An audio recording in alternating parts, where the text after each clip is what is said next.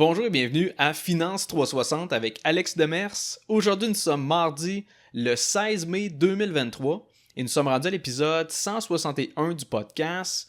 Dans l'épisode d'aujourd'hui, premièrement, je veux revenir sur les résultats financiers de Walt Disney.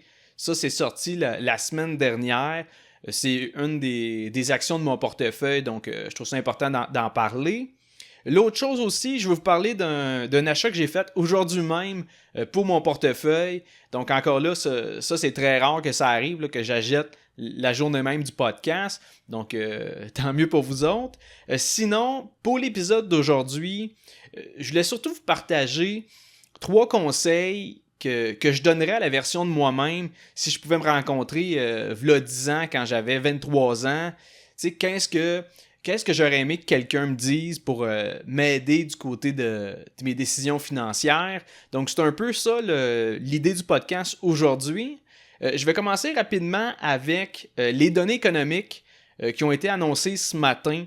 Donc, première chose, c'est du côté de l'indice des prix à la consommation pour le mois d'avril au Canada. Donc, on a pu voir que l'IPC a augmenté de 4,4% sur une période de 12 mois. Et là, en mars, je vous rappelle qu'on était à 4,3%. Donc, l'IPC annuel, si vous voulez, a légèrement remonté le mois passé.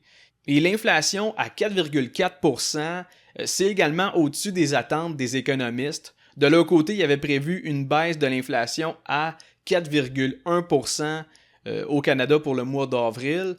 Donc, pour la première fois depuis juin 2022, c'est la première fois que l'inflation globale réaccélère. Dans le sens que c'est la première fois que d'un mois à l'autre, si on regarde l'IPC sur une période de 12 mois, c'est la première fois que ça réaugmente depuis juin 2022. Et ce qui a le plus contribué à l'augmentation de l'IPC, c'est la hausse du prix de l'essence et aussi du prix des loyers. Donc ça a été 2 éléments qui ont boosté l'IPC du mois d'avril. Et moi, je l'ai déjà dit, mais je pense que l'inflation va être pas mal plus persistante que le monde pense, dans le sens que même s'il y a une récession, l'inflation va persister parce que le gouvernement, il va continuer d'imprimer du cash pour donner des aides financières à un peu tout le monde. La Banque du Canada, ça se peut que si on a un ralentissement économique, elle devienne un peu plus nerveuse puis qu'elle décide de finalement redescendre les taux d'intérêt, peut-être pas à 0,5%, mais même reculer de 50 points de base, 25 points de base, puis d'assouplir sa politique monétaire. Ça va créer une pression inflationniste. Donc c'est sûr que de mon bord, l'inflation actuelle à 4,4%, c'est pas nécessairement une surprise. Je m'attendais pas à ça non plus. Mais je pense que ça va faire réfléchir la Banque du Canada par rapport au taux directeur. Donc, ils n'ont pas fait de hausse de ce côté-là depuis, ça fait à peu près 2-3 mois. Et là, ils vont peut-être se poser la question si ça vaut la peine de faire une autre augmentation de 25 points de base. La prochaine rencontre pour cette décision-là vis-à-vis les taux d'intérêt, ça va être annoncé le 7 juin prochain. Donc, on va voir un peu qu'est-ce que pense la Banque du Canada avec les données qu'on a obtenues ce matin. Et pour ce qui est des États-Unis, les ventes au détail ont légèrement augmenté. On parle de 0,4% d'un mois à l'autre. Et ça, évidemment, ça concerne le mois d'avril. Par contre, le consensus des économistes était une hausse de 0,8%. Donc, il y a un petit décalage entre les deux et clairement, les données sont en dessous des attentes. Et je vous rappelle également que les ventes au détail avaient baissé de 0,7% en mars. Donc, il y a vraiment, c'est pas une forte tendance à la hausse du côté des ventes au détail. La consommation semble ralentir. Et comme pour venir renforcer ce point-là, les résultats financiers de Home Depot ont été dévoilés ce matin. Et c'est là qu'on a pu constater une baisse du côté du chiffre d'affaires par rapport au même trimestre de l'année passée. Donc, les ventes ont diminué, le nombre de transactions, chaque achat est moindre dans les magasins de Home Depot. Donc, De leur côté, ils ont également réduit leur projection financière pour l'année fiscale 2023. Et pour moi, c'est un indicateur comme de quoi que les consommateurs commencent à moins dépenser. Donc, ils regardent un peu plus leurs achats. Du côté d'Home Depot, peut-être que les gens repoussent leur projet de rénovation. Mais au final, tout ça a mené la baisse des ventes au détail. Ben, ça va finir par se refléter dans les earnings des entreprises cotées en bourse. D'ailleurs, la semaine passée, c'était les résultats financiers de Walt Disney. Et c'est là qu'on a appris que le service de streaming Disney+, eux autres, ils ont perdu 4 millions d'abonnés au dernier trimestre. Donc, 4 millions d'abonnés en 3 mois, c'est pas rien. Et pour ce qui est des pertes monétaires du département Disney+, on parle d'une perte de 659 millions de dollars pour Disney+. Mais reste que, ça a l'air impressionnant ces chiffres-là, mais c'est la perte la moins élevée pour le département de streaming depuis environ 1 an et demi. Fait que c'est sûr que si tu compares avec le dernier trimestre de 2022, les pertes de Disney+ sont quand même 26% plus basses. Donc on peut voir qu'il y a un effort pour réduire les coûts. Il y a eu des layoffs, des mises à pied. Il y a également une baisse des dépenses pour la création de contenu. On essaye à l'interne de rendre Disney+ rentable. De l'autre côté, si on regarde juste les parcs d'attractions Walt Disney World, eux autres, ils affichent encore des chiffres incroyables. T'sais, on parle d'une augmentation des revenus de 17%. Donc, en termes de chiffres, là, on atteint 7,8 milliards de dollars en 3 mois. Donc, c'est pas du screening. Par contre, visiblement, les investisseurs se sont plus concentrés sur la perte d'abonnement de Disney+. Suite aux résultats financiers, le prix des actions de Disney ont droppé de 9% en une journée.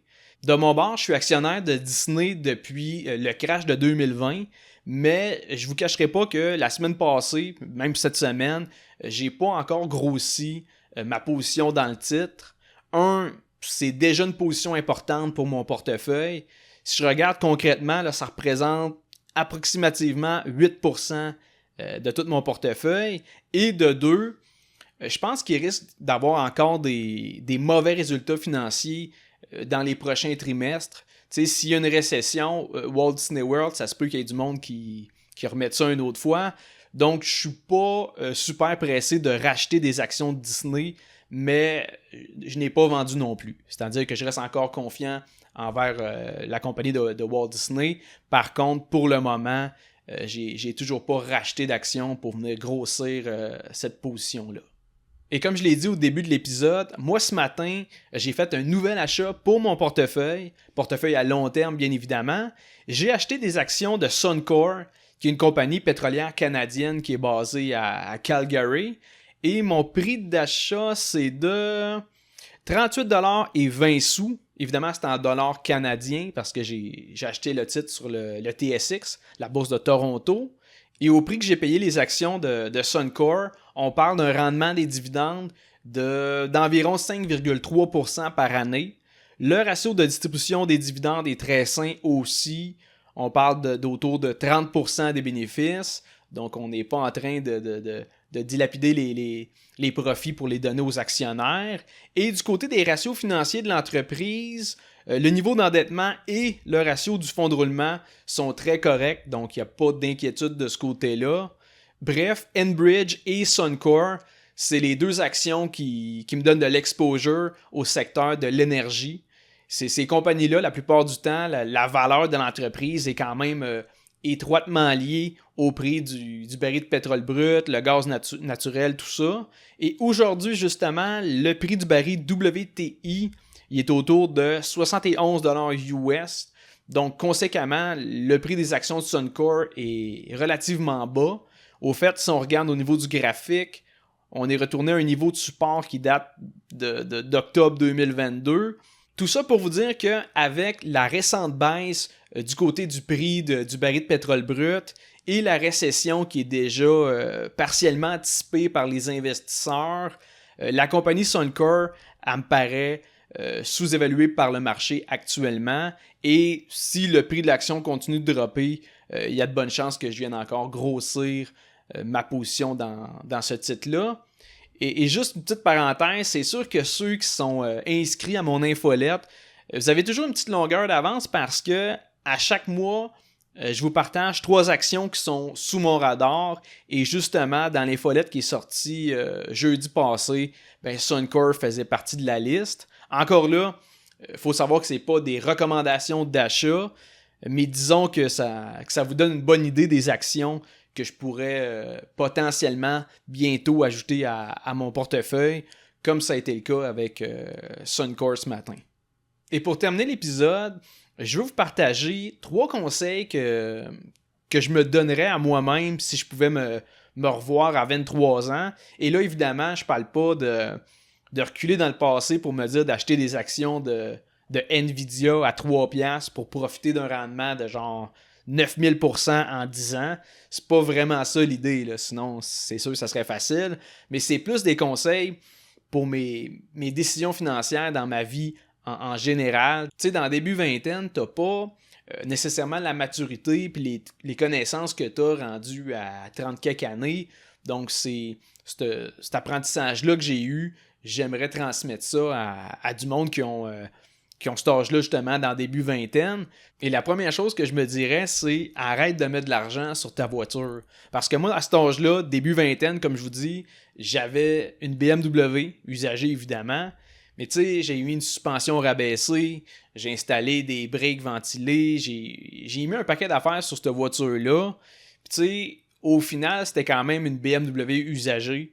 Donc, c'était tout le temps au garage. Là, j'allais là peut-être une fois ou 2-3 mois. Fait que ça m'a coûté énormément d'argent en termes d'amélioration, d'upgrade, mais aussi juste d'entretien. Tu sais, une voiture comme ça coûte plus cher d'huile, ça coûte plus cher de pneus, ça coûte plus cher de tout.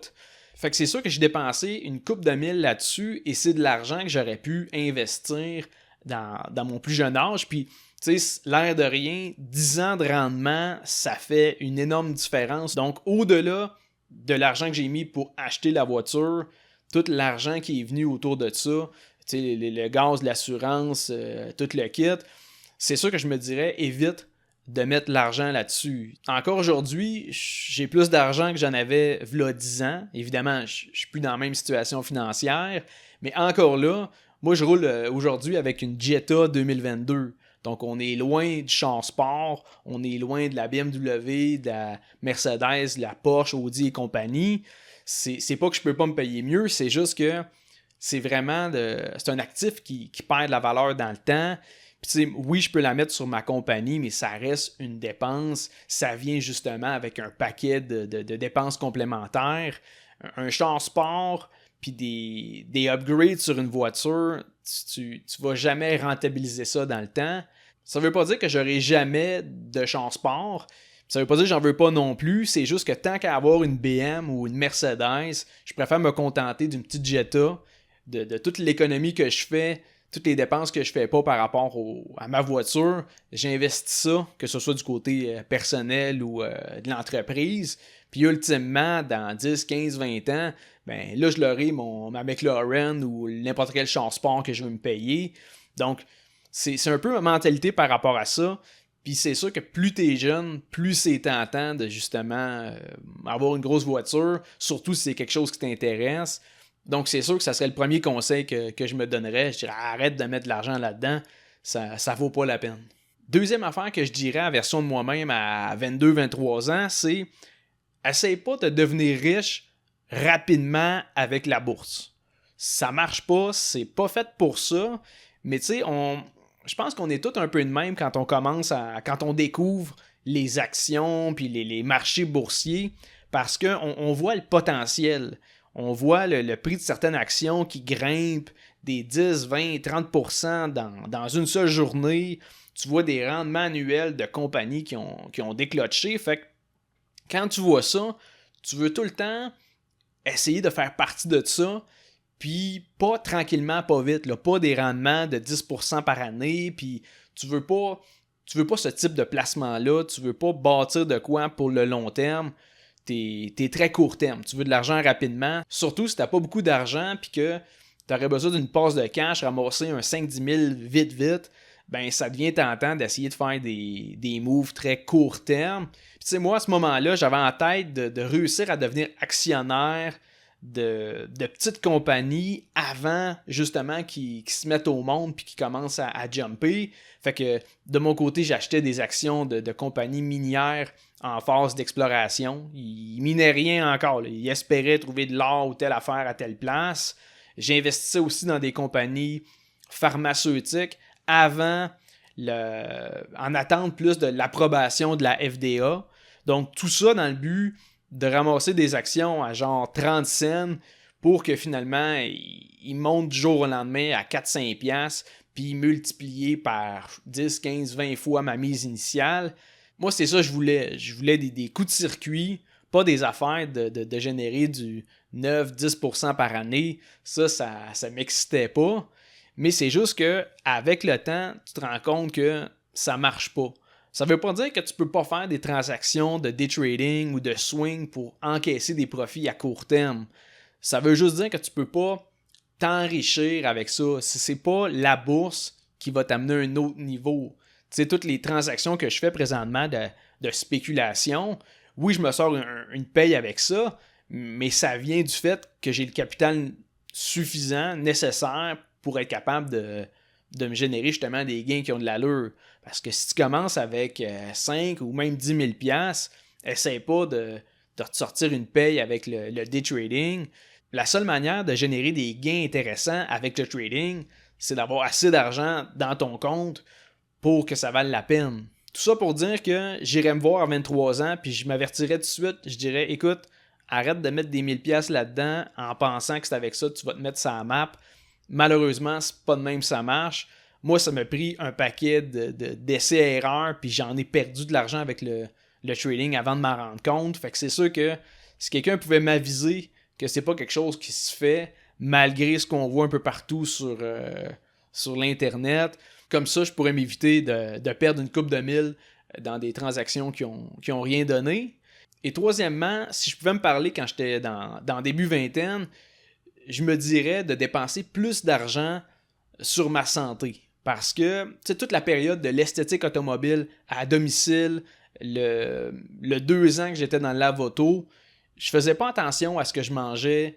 J'ai traîné une tendinite pendant des mois, je dormais des genre 5-6 heures. Mon hygiène de vie était pas bonne. Puis j'étais vraiment concentré sur ma business, à générer de l'argent. Puis en même temps, je coupais le plus de dépenses possible pour garder le plus d'argent dans mes poches. Mais tu sais, couper de l'argent sur ton alimentation, couper de l'argent sur les soins de santé, sur ton bien-être, c'est pas une stratégie gagnante. Puis tu sais, ça fait peut-être 4-5 ans que j'ai vraiment commencé à mettre plus d'argent sur ma santé. Tu sais, quand je vais à l'épicerie, là, je cherche pas la bouffe la moins chère. J'achète des légumes, j'achète des fruits, j'achète des trucs que je veux manger, qui sont bons pour ma santé. Pour moi, c'est un investissement, ces dépenses-là. Tu sais, même chose, je vais au gym, je vais me faire masser une fois par mois. Tu sais, avoir mal dans le dos ou avoir quelque chose de coincé, va voir la physio, va voir une masso, peu importe. Faut que tu payes quelque part dans le temps pour être bien dans ton corps parce que tu sais, ta santé, ça devrait toujours être ta priorité. De l'argent, t'en gagnes, t'en perds. Ta santé, t'es pas dans ton corps le restant de tes jours. Là. Fait que occupe-toi-en. En gros, même si à 23, 24, 25 ans, j'avais pas la liberté financière que j'ai aujourd'hui, c'est pas une raison de pas mettre d'argent sur sa santé. C'est pas une raison d'acheter le moins de bouffe possible pour qu'il en reste le plus ou d'acheter des cochonneries parce que tu es capable de sauver une coupe de piastres. C'est vraiment pas une stratégie gagnante de négliger son alimentation puis sa santé. Fait que je reste ce discours-là pour que je commence, dès que j'ai un peu d'argent, là, dès que j'en ai un peu plus de côté, puis tu sais, l'esthétique ça roulait, le lave-auto ça roulait, j'aurais pu déjà mettre de l'argent là-dessus, mais on dirait que dans ma tête, en voulant optimiser mes finances personnelles, je voulais le plus de revenus puis le moins de dépenses possible. Donc, j'ai sacrifié mon bien-être puis mon alimentation dans le processus. Mais aujourd'hui, j'ai compris qu'il n'y a rien de plus important que sa santé. Fait que j'attribue un budget juste pour ça, pour moi, c'est vraiment rendu ma priorité. Dès que j'ai de quoi, c'est fini les cliniques sans rendez-vous. Je m'en vais dans une clinique privée. Je m'assure aussi d'avoir mon 8 heures de sommeil. C'est prioritaire à tout. C'est ce qui a le plus d'importance, quitte à repousser des mandats d'affaires. Ma priorité maintenant, c'est vraiment ma santé et c'est pas conditionnel à l'indépendance financière. Je pense que tout le monde devrait prioriser sa santé. Donc, je vais terminer l'épisode là-dessus. J'espère que vous avez apprécié le petit follow-up sur mon portefeuille, les données économiques, mais aussi les conseils que je m'aurais donnés v'là 10 ans. Je pense que ça peut aider quand même un paquet de monde, surtout ceux qui sont encore dans la vingtaine. Donc, si vous appréciez le podcast, laissez un 5 étoiles sur Spotify, laissez un review sur Apple Podcasts, partagez-le. Je vous remercie de me suivre à chaque semaine et on se revoit mardi prochain pour un autre épisode de Finance 360.